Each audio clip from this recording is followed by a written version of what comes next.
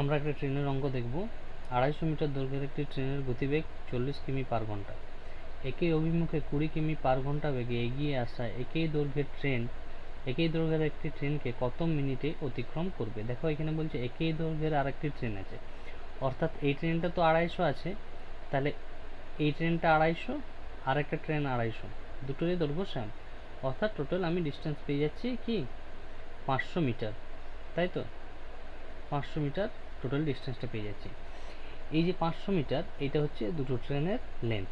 এবার দেখো এখানে বলছে প্রথম ট্রেনটি 40 কিমি পার ঘন্টা বেগে আসছে এবং অপর একটা ট্রেনটি একই মুখে 20 কিমি পার ঘন্টা বেগে আসছে। এখানে দেখো একটা কথা, একই মুখে অর্থাৎ একই দিকে, যখন দুটো জিনিস একই দিকে যায় তখন তাদের রিলেটিভ স্পিড, যে রিলেটিভ স্পিডটা সেটা হচ্ছে বিয়োগ হয়।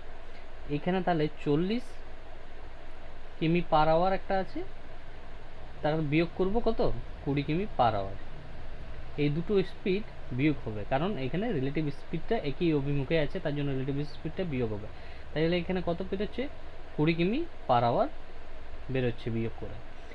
যেহেতু এটা কিলোমিটার পার আওয়ারে আছে আর আমার এখানে ডিস্টেন্সটা মিটারে বেরিয়েছে, তাহলে এটাকে প্রথমে আমি কি করে নেব, এটাকে আমি প্রথমে মিটার পার সেকেন্ডে করে নেব। তাহলে মিটার পার সেকেন্ড করার জন্য 5/18 দিয়ে কি করতে হয়, গুণ করতে হয়।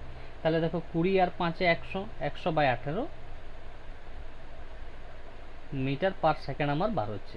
আবার 500 মিটার, তাহলে আমরা সবসময় জানি টাইম সমান ডিস্টেন্স বাই স্পিড। তাহলে ডিস্টেন্স কত বেরিয়েছিল, ডিস্টেন্স 500 বেরিয়েছিল, আর স্পিড কত বেরিয়েছে, স্পিড বেরিয়েছে 100/800 মিটার পার সেকেন্ড। তাহলে এটা যদি স্পিড দিয়ে ভাগ করি তাহলে 100টা নিচে থেকে যাবে, 18টা উপরে চলে যাবে। তাহলে এই যে 5 দিয়ে কাটলে তারপরে 5/8 90 সেকেন্ড বেরোচ্ছে। 90 সেকেন্ড মানে কত, 1 মিনিট 30 সেকেন্ড, 1 মিনিট 30। এটা উত্তর, অর্থাৎ অপশন নাম্বার ডি হবে সঠিক উত্তর।